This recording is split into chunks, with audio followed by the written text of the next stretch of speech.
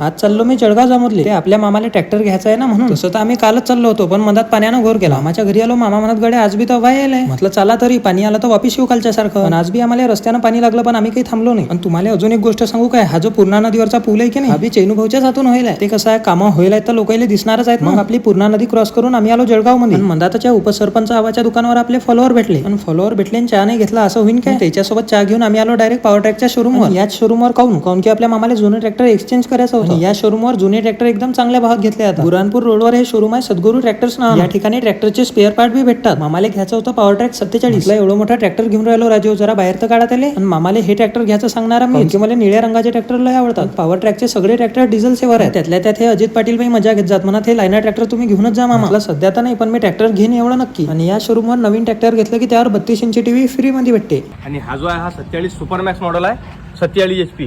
याला dual acting power steering cylinder येते 750